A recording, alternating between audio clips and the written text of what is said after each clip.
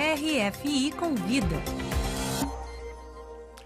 Hoje a RFI convida o escritor gaúcho Henrique Schneider, de passagem por Paris, para participar do 5º Festival do Rio Grande do Sul, organizado pela comunidade brasileira em parceria com a Embaixada do Brasil na França. Henrique, seja bem-vindo ao nosso estúdio. Além do Festival Gaúcho, o que mais você está fazendo em Paris? Maurício, são algumas palestras no Liceu Mulher, também uma conversa junto com a Associação dos Pesquisadores e Estudantes Brasileiros em Paris, a PEB, e também este evento, esse grande evento, o Festival Internacional Festival do Rio Grande do Sul em Paris, e mais adiante também uma leitura na Embaixada do Brasil em Berlim, certo? Então são atividades em Paris e também em Berlim. Perfeito. Ainda sobre o Rio Grande do Sul, podemos dizer que é um estado que tem uma grande influência na história e na política brasileira e na literatura do Brasil também, né? É um berço de talentos da literatura como Érico Veríssimo, Luiz Fernando Veríssimo, Caio Fernando Abreu, Lia Luft, Mário Quintana, enfim. Uma enormidade. Pois uma é. enormidade, exatamente. Você, nesse hall de escritores, representa Novo Hamburgo. O que faz a literatura gaúcha tão especial no cenário brasileiro? Eu acho a literatura gaúcha muito consistente. Ela é muito consistente e ela é muito diversa, certo? E a gente consegue ter uma literatura com um olhar regional, mas ao mesmo tempo muito cosmopolita. Leon Tolstói já dizia, né, que em princípio o bom autor, quando quer contar o mundo, precisa saber contar a sua aldeia, né? E é um pouco isso. Eu acho que a literatura gaúcha, ela é uma literatura de muita qualidade, muita consistência e consegue ser cosmopolita e também regional ao mesmo tempo. Contar a aldeia é o que o Gabriel Garcia Marques fez também, muitas vezes. O Prêmio Nobel e essa maravilha, qualquer coisa do Gabriel Garcia Marques vale a pena ser lida. Quando eu começo a escrever um livro, eu, em princípio, leio algo do Gabriel Garcia Marques, que é, de alguma forma, uma maneira de me inspirar. E minha novela mais recente, que chama-se Respeitável Público, publicada pela editora Dublinense, do Rio Grande do Sul, que já está na 2ª edição, esta novela tem várias homenagens ao Gabriel Garcia Marques, especificamente ao Cem Anos de Solidão. Perfeito. O Grito dos Mudos é o seu romance mais popular, o que mais vendeu, já está na 5ª reimpressão, aparentemente?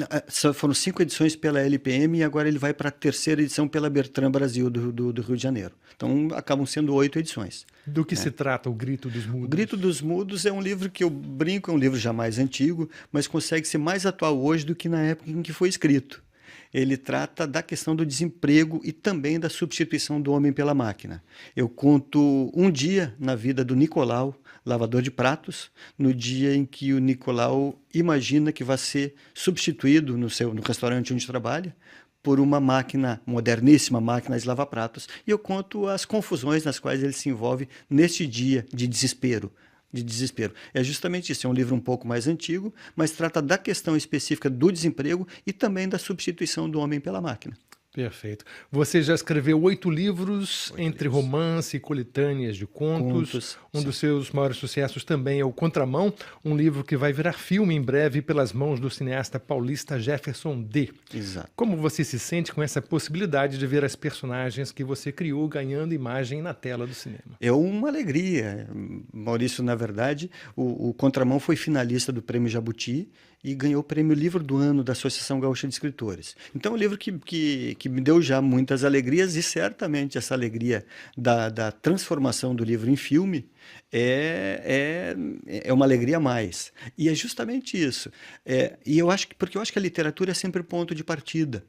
E é importante que a literatura tenha uma caixa de diálogos muito aberta em relação às demais manifestações de arte, especificamente com relação à 7ª arte. E é bom que a gente tenha, sim, cinemas de autor no cinema brasileiro, que haja cineastas querendo fazer obras a partir de obras literárias, justamente colocando o seu dedo, a sua forma de pensar. E o Jefferson, que é um querido amigo meu, um cineasta paulista, que já dirigiu vários filmes, entre eles o Brother, um filme genial, que ganhou o Festival de Cinema de Gramado, certo?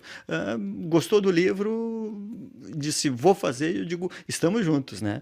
É uma alegria, mas é uma alegria que, em princípio, não deve acontecer assim tão rapidamente, apesar do projeto continuar a seguir firme e forte. O fato é que atualmente a questão cultural no Brasil anda num impasse e a passos absurdamente lentos. O Ministério da Cultura existe, mas não existe. Pois é, vamos falar um pouco de política agora então, aproveitando essa.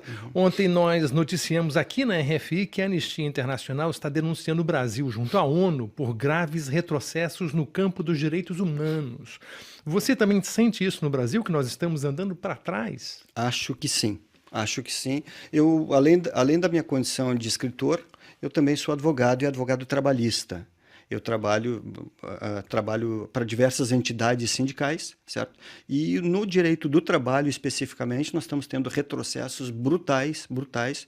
Me parece que eu digo, caminhamos celeremente em direção ao século XIX, né? Com perdas brutais de direitos que são, fundamentalmente, direitos do trabalho é um dos principais direitos humanos. E a gente vê uma enormidade de retrocessos ocorrendo com um silêncio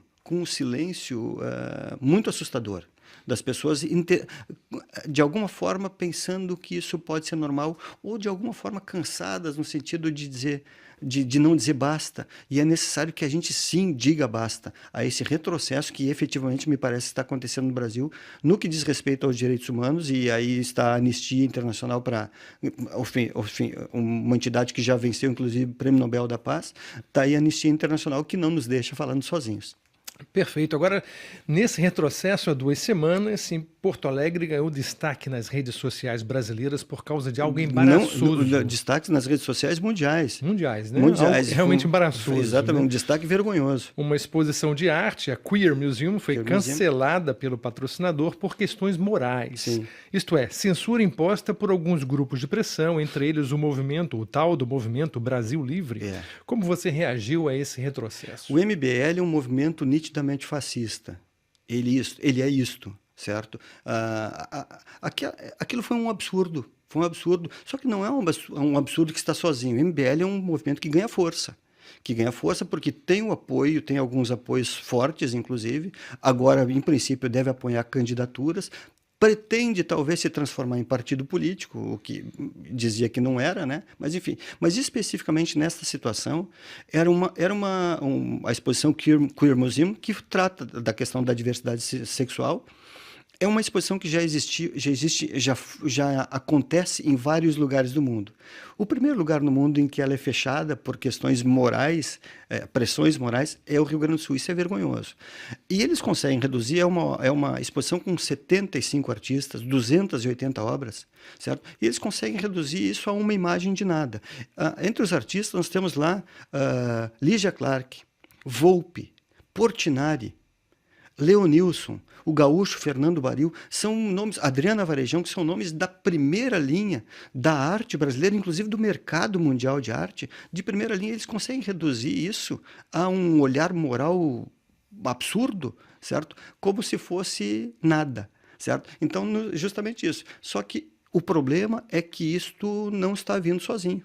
Não está vindo sozinho. Nós temos várias outras decisões, inclusive judiciais, certo? Eu saí agora do Brasil recentemente para esta viagem rápida à Europa, certo? Com uma decisão judicial que de alguma forma já autorizava psicólogos a tratarem a condição da homossexualidade como homossexualismo, ou seja, podendo curar, ou seja, considerando esta condição como uma doença. Mas como é que a gente pode curar o que não é doença? Pois é. Isso é assustador, quando a gente tem o judiciário encampando esta possibilidade, né?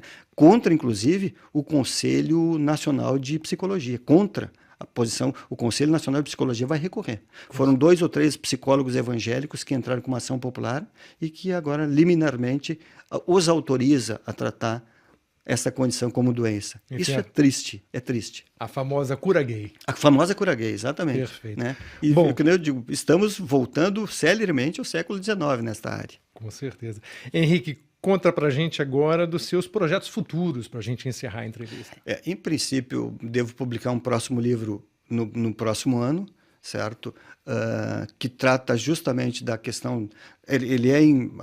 Acontece na época mais grave da ditadura, 1970, certo? E justamente eu achei que não era mais necessário tratar dessa matéria, mas me parece, quando eu vejo assim uma molecada nova indo para as ruas e dizendo que na ditadura que era bom, sem saber que na ditadura sim se torturava e se matava nos porões clandestinos, essa molecada que acha que, enfim, que era isso, certo? É necessário que a gente conte um pouco sobre essa questão. Então eu trato disso, agora sou patrono de uma feira do livro numa cidade do interior e no ano que vem, em 2018, lanço um livro, em princípio devo lançar um livro na Alemanha, um livro, uma coletânea de 20 contos com uma edição bilíngue, 20 contos em português com tradução em alemão. Perfeito. Conversamos com Henrique Schneider, autor gaúcho, autor do livro Contramão e O Grito dos Mudos. Um prazer.